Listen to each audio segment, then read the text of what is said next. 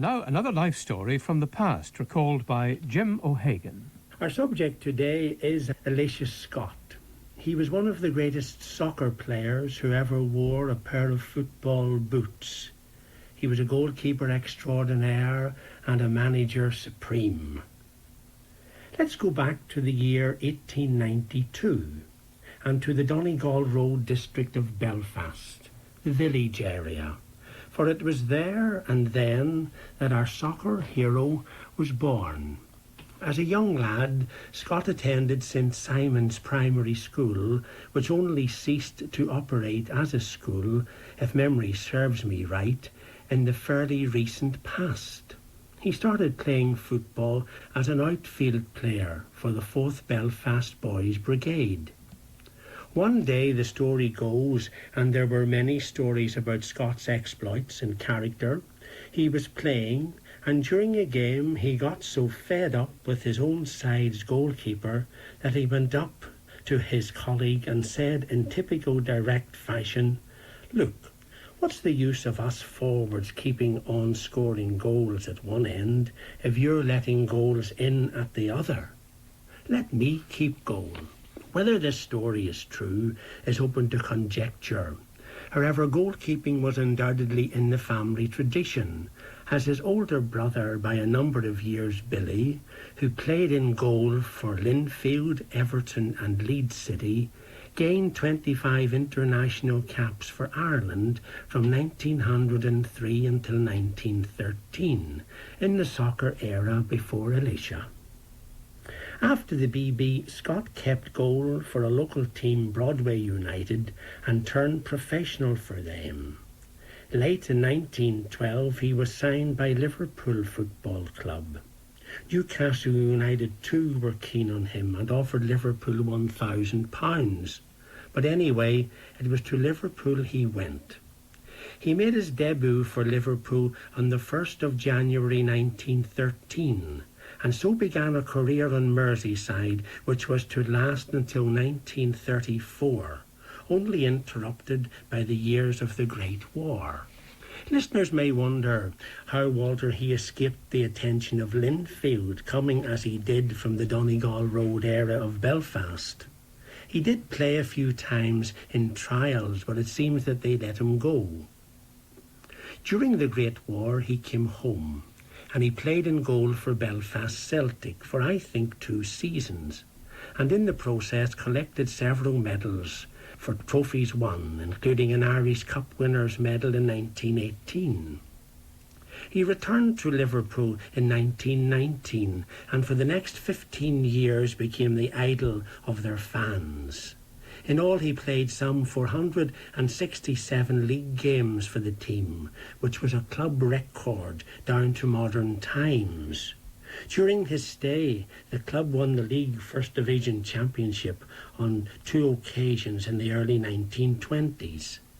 Scott was really the Pat Jennings of an earlier era, and his name is always mentioned when all-time great goalkeepers are discussed, and in world football books. To this day, there is an intense rivalry in the city of Liverpool between Liverpool and Everton, and it was no less so in Scott's time there. During the period, Everton had a famous centre forward, Dixie Dean, and the duos on the field between Dean and Scott became household talking points. Apparently off the field they were firm friends, but during a game were deadly opponents. One lovely story, which is recalled even today in Liverpool and in Belfast when old football supporters meet, is of the time when the 2 footballers met in Liverpool. The story goes that Dean nodded his head in greeting to Scott, who in reply dived onto the pavement as if attempting to save an imaginary ball coming from Dean's head. An enlargement of the story, and of course there were many enlargements to Scott's stories, has it that Scott dived through a plate glass shop window in order to prevent the ghost goal. Many stories of their soccer rivalry abounded. Scott received his first international cap for Ireland during the 1919-20 season. It It was against Scotland. He played 31 times for his country. In that first game, Ireland lost by 3-0. The match was played at Parkhead in Glasgow. In the years that followed, Scott was to play 10 or 11 times against the Scots, and in many of these encounters he broke the hearts of many world-class Scottish forwards by denying them scoring opportunities. In one game in particular, that held at Firhill Park, Glasgow in 1928, Scott put on a wonderful display of goalkeeping brilliance. Time and again he made save after save, and in the end Ireland won the day by 1-0. This was the Scottish team of the Wembley Wizards era. The newspapers the next day carried the banner headlines, "Scott beats Scotland, Great Scott." Scott himself in later life was to state that in this game he had his finest hour and a half of football. One Scottish forward was heard to remark ruefully after the game that the only way Scotland could have scored was for someone in their team to have put the ball into a suitcase and take it along to the Irish goalmouth and say to Scott, "Commercial traveller." As I've said, Walter, such are the stories about this wonderful character. Scott also kept goal for Ireland in the Ireland versus Scotland game at Windsor Park, Belfast in 1927. Ireland won 2-0 on that day. Scott keeping a clean sheet, as they say, yet again. Incidentally, this was the last occasion the Northern Irish defeated England on home soil. On the 2nd of May 1934, Scott said farewell to the Anfield crowd and to the city of Liverpool. On that occasion, many in the stadium, it is said, were in tears. Just previously, Liverpool had agreed transfer terms of £250 with Everton, which would have made him an Everton player. However, such was the outcry amongst the Liverpool fans that the proposed transfer plans were laid aside, and so Scott returned home to his native city on a free transfer as player-manager of Belfast Celtic, his earlier love. And so began really the second chapter in the life of this sportsman, and it was no less extraordinary than the first.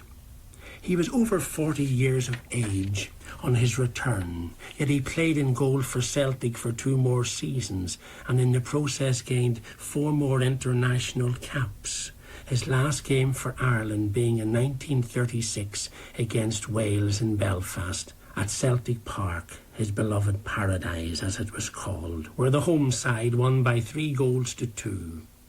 Scott hung up his playing boots for Celtic too in 1936, his last game being against Distillery.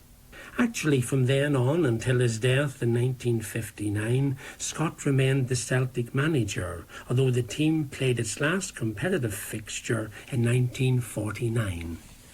As I've said, he was a world-ranking goalkeeper, many said the best in the world with few peers. At today's transfer value prices, he would be worth several £1 million. During his career, he was known as the Cat. This was due to his great agility in springing rapidly across the goalmouth to save the shot, and also to his ability in holding on to the ball once caught. His fingers had a tactile quality, just like a cat's. As well, he was renowned for his long relieving kickouts from his own goalmouth area, the ball, as a result, often landing deep into his opponent's half of the field. Your soccer-conscious listeners, Walter, will know the value of having a goalie such as this. He was a superb athlete. He kept himself very fit and slim. He was a very dapper man and always dressed well. Always or nearly always wearing a hat outside the house. During his playing career, he smoked 5 cigarettes a day, though it is said this increased in later life. He was a disciplined man, and when he became a football manager, expected his players to adhere to his own strict standards, both on and off the field. Whilst playing for Liverpool, his family during the close season in the summer lived in Belfast, in the district where he had been brought up. Scott's record as a successful manager was unparalleled in Irish soccer, and perhaps much further afield. During his time as boss at Celtic Park, the team won 31 major trophies in a 15-year period, including the famous 5-in-a-row Irish League titles from 1936 to 1940. All the trophies that were played for were won, some many times over. There has always been some debate about Scott's ability as a soccer tactician. There's no doubt that Celtic always had a collection of fine individuals who played for them, names like Bertie Fulton, Harry Walker, Charlie Tully, Boy Martin, Jimmy Jones and Jimmy McAlinden, to name some. And there were many more, and it has been said that the senior players in Scott's time more or less worked out how the team would play on the field. Be that as it may, Scott was a great motivator of men, was a soccer hero himself with a proven record on the field, and was very astute both with regard to having a successful youth policy in operation and being able to buy and sell players when necessary, often buying cheap and selling dear. So I feel that without him it would not have been such a great club during his 15 years at the helm. As I've said earlier, Scott, or Leish, or Uncle Lee as he was known by different people, was a tough disciplinarian, in fact something of a martinet. He had taken many hard knocks in life and believed that his players should take the rough with the smooth, and that at times included his tongue. Rigorous training was insisted upon. He felt that they were Celtic players, a club with a long, proud and successful tradition, whose standards, as I've said, off the field should never slip. As an instance of this, apparently, he used to have his informants on Friday nights before Saturday games, keeping an eye on the public houses in the Celtic Park area. Hostelries such as Roddy's, now sadly gone, on the Donegal Road near where the present M1 roadway roundabout is, and the Beehive and Rock Bars on the Falls Road were regularly visited by these folk, and if a Celtic player was seen overstepping his time, Scott would be told, and he would go personally and stand over the offender until he left the premises. Ah, Walter, the innocence of it all, the different age it was. When one thinks today of stories of famous footballers haunting nightclubs in London, Manchester and elsewhere, spending lavishly from their earnings. Scott and his players never received much by way of real monetary reward. Scott received, it is said, £7 per week from Celtic as manager, and this amount after years of dedication. Of course, in his Liverpool days he would have been paid much more handsomely than this, enough to build a nest egg, but still nowhere near even a fraction of what today's stars earn. Scott believed strongly in fitness, and to this end his team built up their stamina by road work. Thus many teams playing Celtic were run into the ground by their green and white opponents during the last 20 minutes of games. One old player recalled that the manager on training nights often got the Celtic players to sprint down each side of Celtic Park and race trams on the Donegal Road in the process.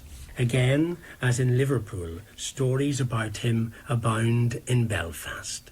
One tells of him tearing strips of one of the Celtic goalkeepers, Hugh Kelly, for a bad performance, with the remark that my granny could have played better.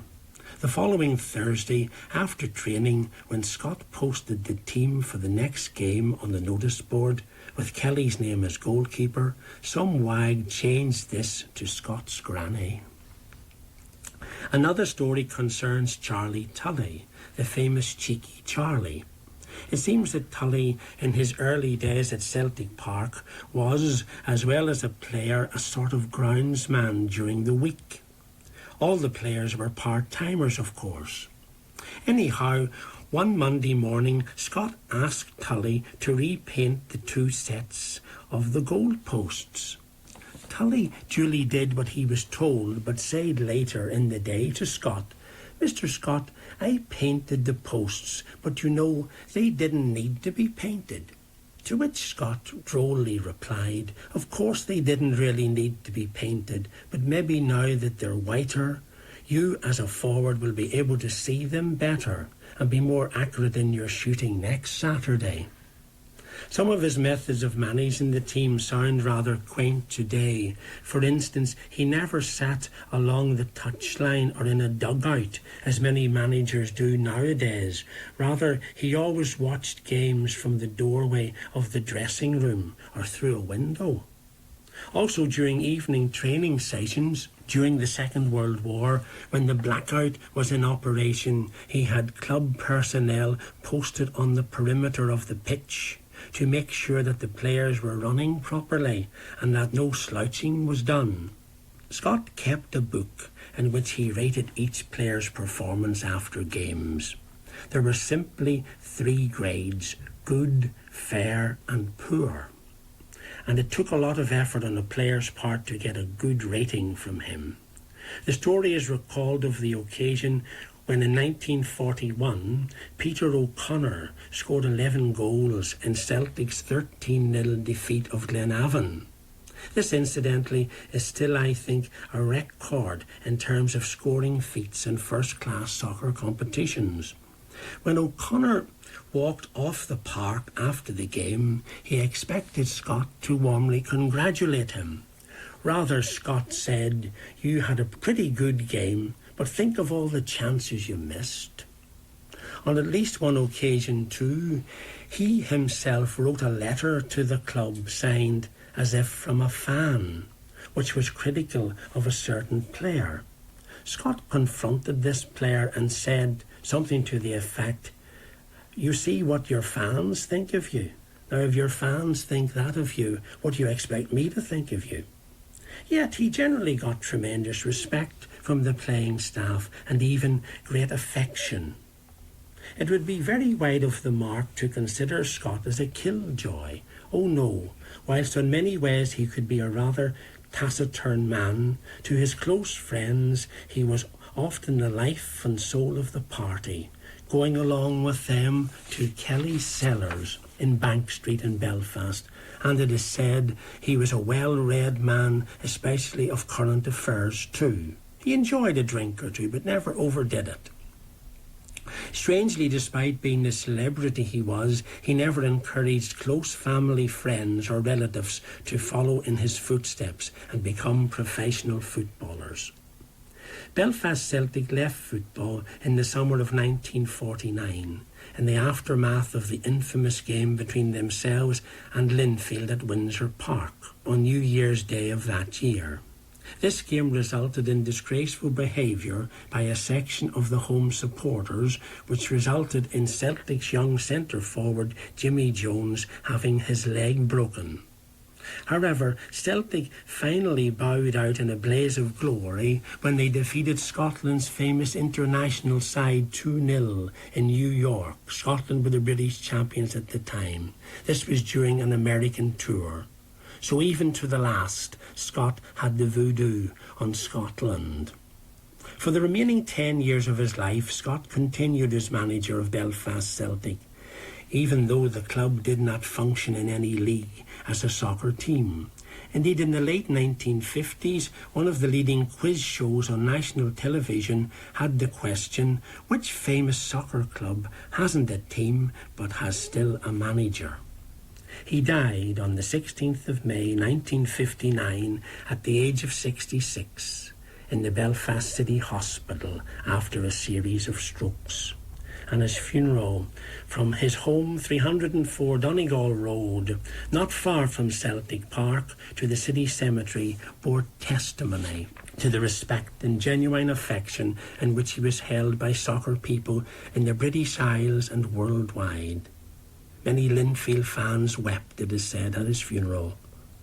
Among many tributes, the chairman of Belfast Celtic Football Club, Dr. Daniel McSparran, spoke handsomely of this loyal servant of the club for many years when he said to the Irish News, "Elisha Scott will go down as one of the great football immortals whose memory will remain an inspiration and a glorious example to success in the realm of football." Celtic Park Paradise is no more. The ground, which the great Sir Stanley Matthews said contained the finest playing surface of any in the British Isles and was the equal of Wembley Stadium, is now a shopping complex called the Park Centre. However, memories of Elisha Scott will always be evergreen. Jim, there was once an ode written to Elisha Scott, wasn't there? There was, Walter. It was written by the Belfast poet Clive Kingan, who grew up in the village area of Belfast. Would you like to read it? I would. O noble North, O how have you got such fond for football's glorious fame, such a fine son in Elisha Scott, great is his grace at manly game, and though no longer met, sure he is with us yet. Footballer he from his earliest days, and Bible named, yet in that sport a master for all his wageless ways, continuing yet as king at court. Alas, alas, we shall sure not see his like again on foot or field. Fame shall not fail his memory against the wiles of wild men steeled. For though a chief he felt no shame at reading players out of bars, thus game to save the finest game he strove to polish Celtic stars. A son of song too was he sure, sports champion who ever strove the old game to make powerful pure, not letting go his ancient love. More than a grand man, but surely that all, of down on too much drink, yet long on life. Perhaps ne'er again may we hear such call, since he is gone to higher strife.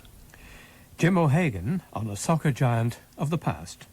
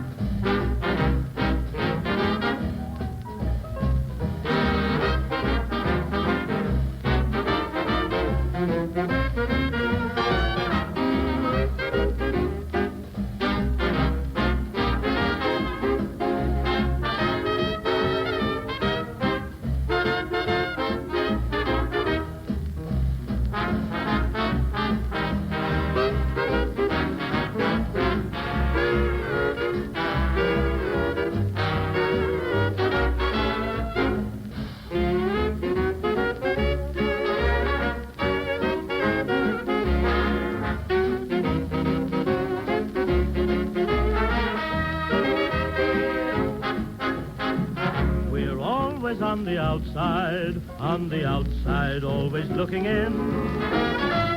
We never know how fortunes are made, or the sun when it shines finds us still in the shade. We're always on the ebb tide, but we'll keep on trying till we win. For we know someday we're gonna be on the inside, instead of the outside, always looking in.